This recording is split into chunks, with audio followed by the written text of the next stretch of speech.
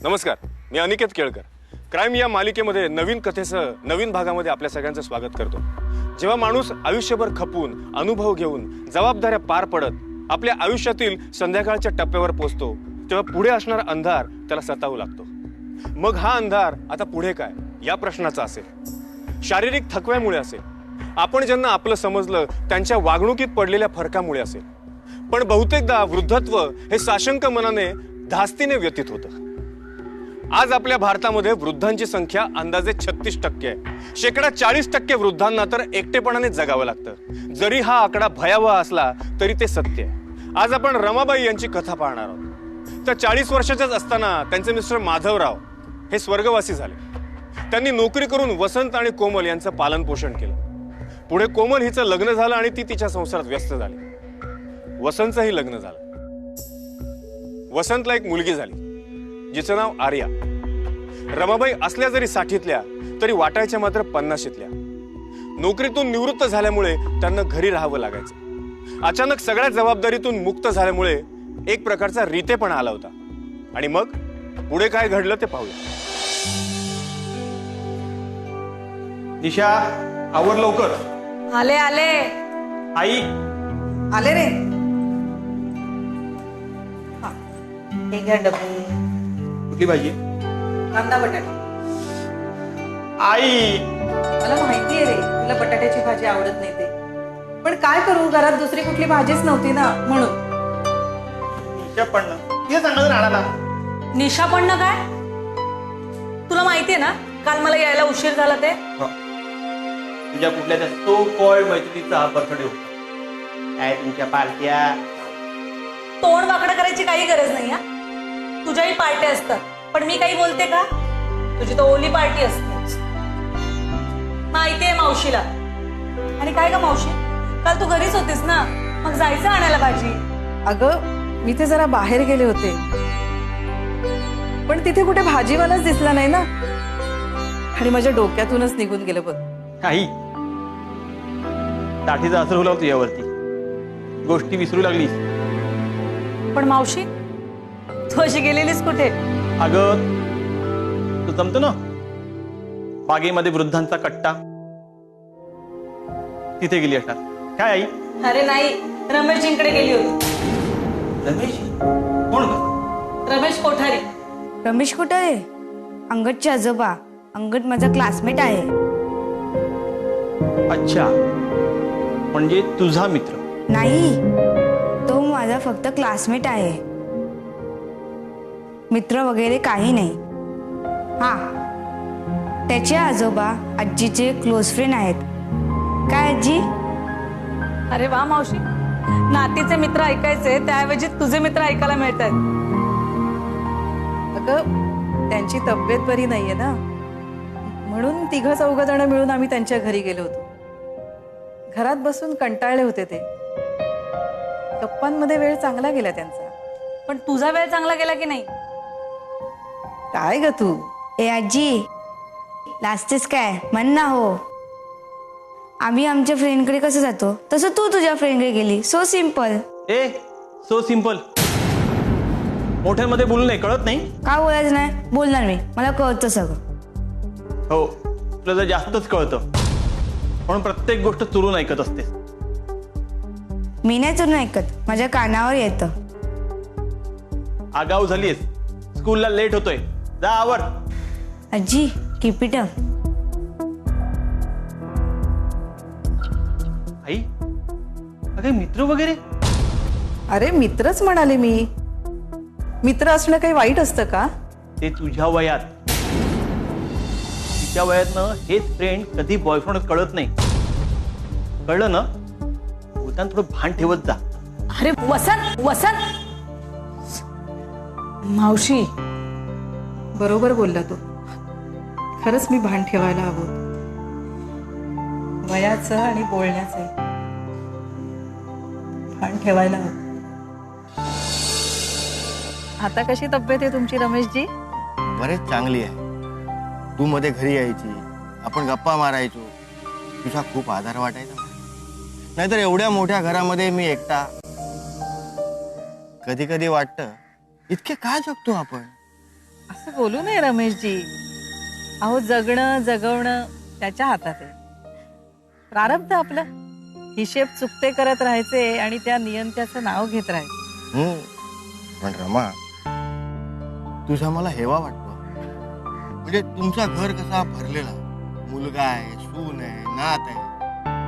नाहीतर आमच्याकडे प्रत्येक जण इंडिपेंडेंट. असा एक मुलगा शेजारच्याच बिल्डिंग मध्ये राहते. पण एक भिंतही जिथे दुरावा निर्माण करते, तिथे दोन बिल्डिंग म्हणजे दोन ध्रुवांसारखे वाटते. एवढ्या मोठ्या घरामध्ये बोलायला कोण नाही. रात्री काही झालं तर सतत सतत कसली तरी भीती वाटत राहते. अहो मग मोबाईल जवळ ठेवायचा. श्वास कोंडला तर, कॉल करायला टाइमच नाही भेटला तर. अरे मशीन ते मशीन आणि माणस ते माणस. पण तुझा हेवा वाटतो ना मला. हो मगाशी म्हणालात खरं. आमच्या लोकांमध्ये प्रत्येकाला प्रायव्हसी हवी. म्हणजे लग्न झालं ना की सून तिचा माहेर सोडते आणि मुलगा आपला माहेर सोडतो. काय मजा आहे ना. अहो यात मजा कुठून आली? अरे म्हणजे माझा लग्न झाला ना तेव्हा मी पण लगेच वेगळा राहायला लागलो. तेव्हा माझ्या बाला आणि बापूला काय वाटलं असेल. ज्या वाटेने आम्ही गेला ना त्याच वाटेने आता आमचा ढिकरा जातो. त्यावेळेस माझ्या बापूला काय वाटलं असेल आता मला काय. तेव्हा ते म्हणायचे, रमेश ढिकरा अरे वापस आवजो, हू गांडा एकलो एकला. रमेशजी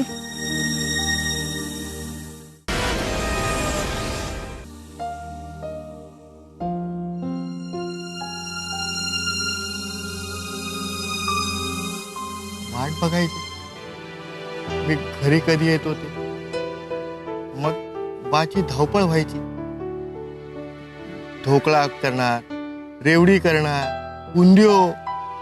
आणि आम्ही वर तोंड करून तिच्यावरच ओरडायचो.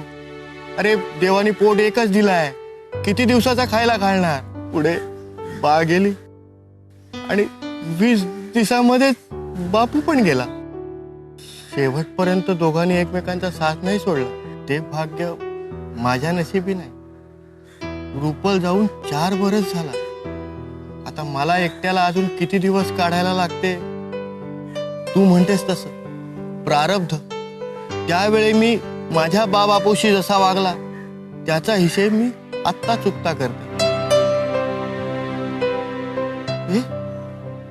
तुझा नवरा जाऊन पण 20 वर्ष झाला ना. अरे रुपल जाऊन 4 वर्ष झाला तर मला नकोसा झाला. तू 20 वर्ष कसा काढलास. घरचं काम, नोकरी यामध्ये विचार करायला वेळच नाही मिळाला. जेमतेम 2 महिने शोक करायला वेळ मिळाला. पण मग ठरवलं, मी जर शोक करत राहिले तर माझ्या बछड्यांचं कसं होणार. त्यानंतर हा विचार मी कधीच मनात आणला नाही. पण आता तर मुलं मोठी झाली ना, आपापल्या कामधंद्याला लागली. तुझी तर नोकरीही संपली. आता कसं वाटतंय. हो काही गोष्टी मागे पडल्या तरी नवीन गोष्टी घडत नाहीत असं होत नाही ना. आता किचनची संपूर्ण जबाबदारी मी घेतली. त्यामुळे सुनेला आराम मिळतो आणि आपण त्यांच्यावर ओझं नाही याचंही सुख मिळतं. त्यामुळे वेळ कसा अगदी मजेत जातो. तुमच्या बायकांचा हे एक बरा असतं, तुमच्याच्याने घर सुटत नाही. पण आम्ही ठेले कायम घराबाहेर राहिलेले, त्यामुळे घरात एकटा राहायचा म्हटला की अंगावर काटा येते. तुमचा बिझनेस? तिकडे नो एंट्री, तिकडे फिरकायचा पण नाही. अहो तुम्हीच उभारलेल्या बिझनेस मध्ये तुम्हालाच नो एंट्री? हो, एक म्हणजे मला आराम मिळावा आणि दुसरा कारण म्हणजे आजकालची न्यू टेक्नॉलॉजी, त्याच्याशी काय आपला चांगला जमत नाही बाबा. अहो शिकून घ्यायचं मग ते. तू पण ना रमा, आता या वयामध्ये काही शिकायचं म्हणजे. रमेशजी तुम्ही वयाचा फारच बाऊ करता. अहो शिक्षणाला वेळेचं बंधन नसतं. शिका. अहो वेळही चांगला जाईल. नफा नाही तर नाही, तोटाही होणार नाही नवीन काही शिकण्याने. अहो असं काय बघताय? पटलं नाही का माझं म्हणणं? रमा, तुझा सल्ला मला नेहमी काहीतरी नवीन देऊन जातो, म्हणून मला तुला भेटायला आवडतं. नाहीतर आपला ग्रुप म्हातारजळ कशाला म्हणतात ते त्यांच्या गप्पा ऐकून कळतं बघ. कायम घरच्यांची कंप्लेंट चालू असते. अगं मला पण म्हातार चळत लागलाय बघ. नाही नाही म्हणता म्हणता मीही माझ्या मुलाची कंप्लेंटच करत होतो. पण तू मात्र नाही हं? तू नेहमीच तुझ्या घरच्यांबद्दल चांगलंच बोलते. माझा मुलगा माझी सून आहेतच तसे. खूप प्रेम करतात माझ्यावर, खूप जपतात मला. अरे बापरे, खूप वेळ झाला. बोलण्यात कसा वेळ निघून गेला कळलंच नाही. निघायला हवं मला आता. काय आहे रमा? अहो मुलं घरी यायच्या आज जेवण तयार व्हायला पाहिजे. निघते मी. आणि हो, तुमच्या प्रकृतीला जपा. 8-10 दिवस आपल्याला भेटता नाही येणार आता. का का ग? अहो आर्याची एक्झाम आहे ना, तिचा अभ्यास घेईन म्हणते. मग मी तुझ्या घरी येऊ? माझा मॅथ्स चांगला आहे. तुम्ही अंगदचा अभ्यास घ्या, त्याची एक्झाम आहेच की. अगं रमा, मला जर का हे सुख अनुभवता आलं असतं तर. अगं 3-3 क्लास आहेत त्याचे. तो रात्री उशिरा घरी येतो, मी कधी शिकवणार त्याला? चला ठीक आहे, येऊ? नको जाऊ. अहो अगं मी नको म्हटलं म्हणून तू जायची थोडीच थांबणार. जबाबदारीचं ओझं घेतलंस ना खांद्यावर, तेव्हा निवांतपणाची अपेक्षा करायची नाही. येत जमलंस तर कॉल कर. ठीक आहे, जपा स्वतःला. येते मी.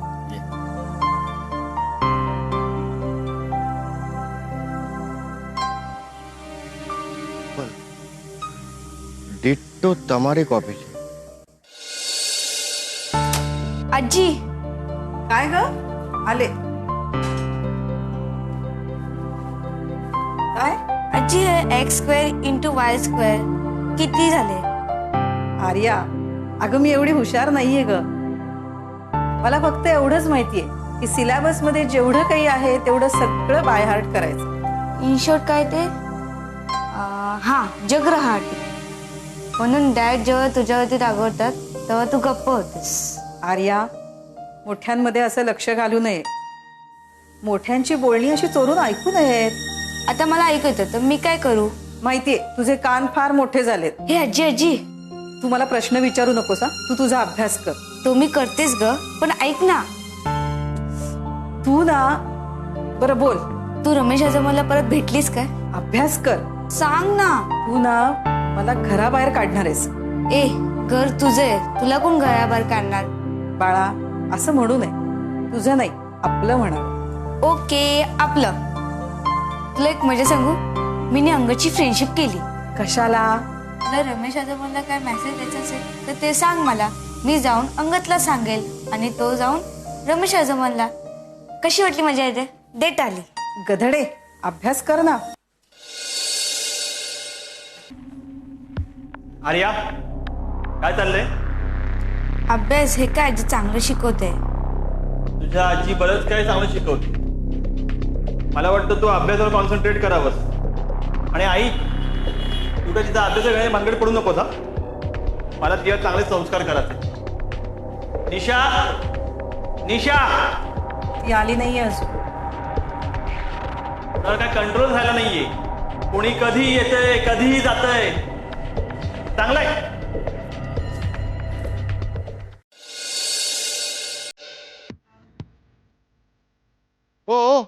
ते रमाबाई इथेच राहते ना? हा माणस आहे.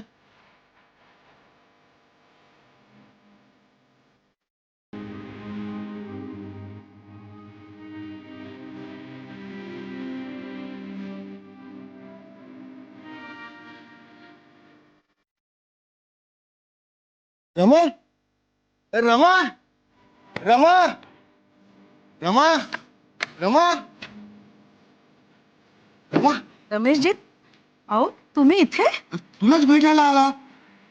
तू आहेस कुठे आणि हा काय प्रकार आहे? म्हणजे घराला बाहेरून कुलूप आणि तू आतमध्ये. रमेशजी, अहो तुम्ही प्लीज जा.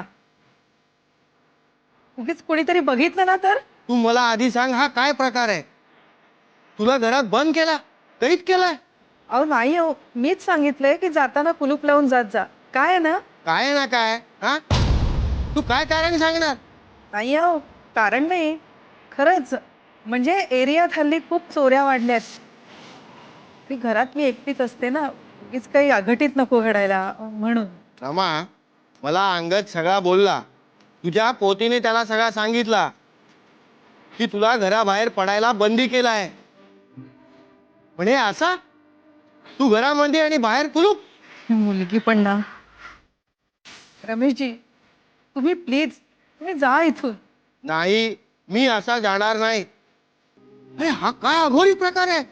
मी आज तुझ्या मुलाला भेटल्यानंतरच जाणार. नाही हो रमेशजी, नको. माझं ऐका तुम्ही. नाही, तू काय बोलूच नको. रमेशजी, अहो रमेशजी. अरे देवा, आज खरंच वसंतला भेटणार की काय? रमेशजी.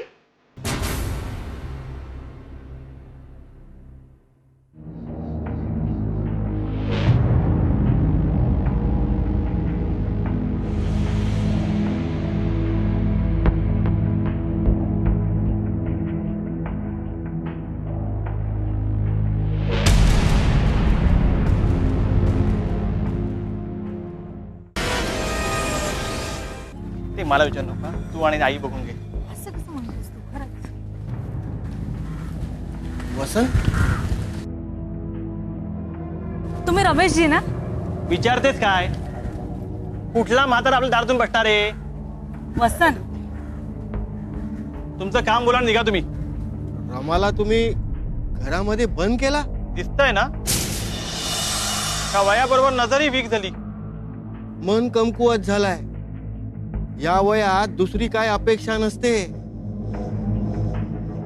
2 वेळचा घास आणि एका आधाराची गरज असते बाबा.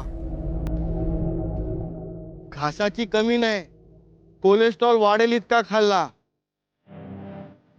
छाती ब्लॉक झाला.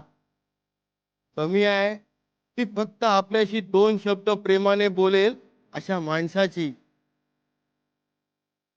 अरे आठवड्याभरामध्ये फक्त 2 तास बोलतो रमाबरोबर. ते मला जगायला एनर्जी देते. ते माझी प्रेरणा आहे बाबा. तिला अशी कोंडून ठेवू नको. हात जोडतो तुझ्या समोर. तुमची तीच प्रेरणा आमच्या घराला काळीव फसायला पुरेशी आहे. काळी मग आपलं वय बघा. मैत्रिणी घेऊन फिरण्याचं हे वय नाहीये. काय बोलते तू? ऐकायला जड जातंय ना? सहन करायला आम्हाला किती त्रास पडत असेल याचा विचार करा. ठीक आहे? 2 म्हातारी माणसं तुला काय काळीमा फासणार? अरे कीव येते तुझ्या विचारांची. तिने जन्म दिला, तिला तू नाही समजू शकला तर मी समजावून आता काय होणार? फार मोठी अपेक्षा ठेवली तुझ्याकडून. तुमच्या वयाचा लिहाज करतोय म्हणून गप्प आहे. कळलं ना? फार काळ मी सहन करू शकत नाही. निघा निघा.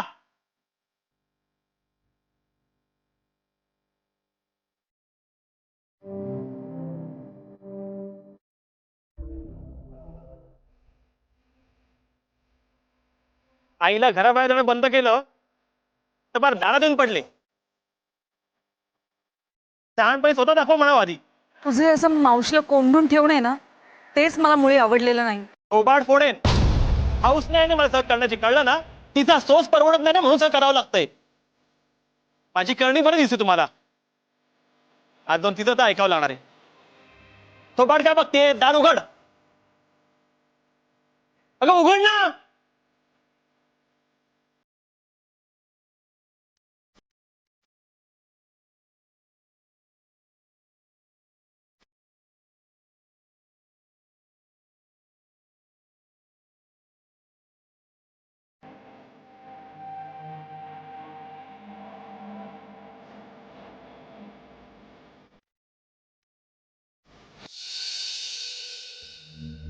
साहेब माझ्यावर विश्वास.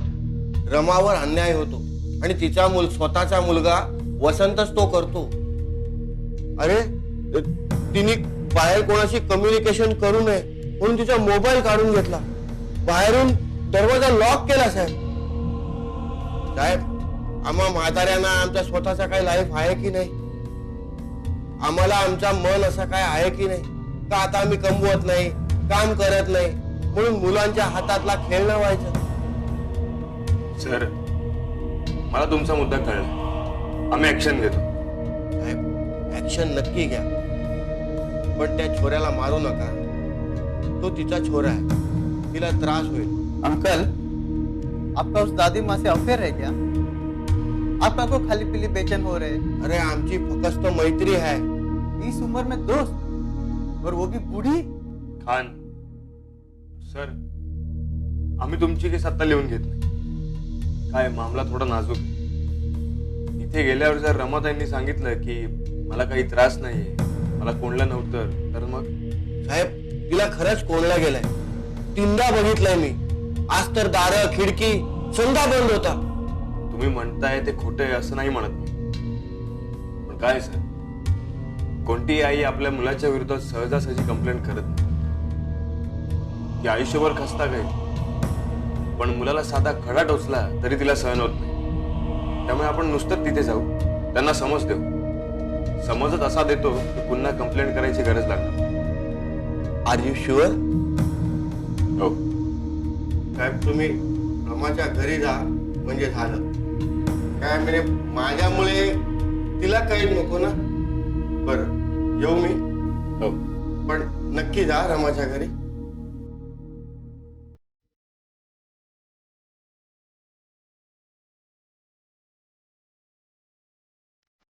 उठा सटिया गया है साहब. सर, आप सचमुच वो बुढ़िया के घर जाने वाले हो? हो. साहब, अगर मेरी माँ ने किसी से दोस्ती की तो मुझे तो नहीं चलेगी, आपको चलेगी? फिर वो बुढ़िया का बेटा उसको रोकने के लिए बाहर से दरवाजा बंद करता है, तो उसमें क्या गलत है? खान साहेब, आपण ड्युटी करूया. वर्दी उतरली की रिश्तेदारी निभावू. काय? चला.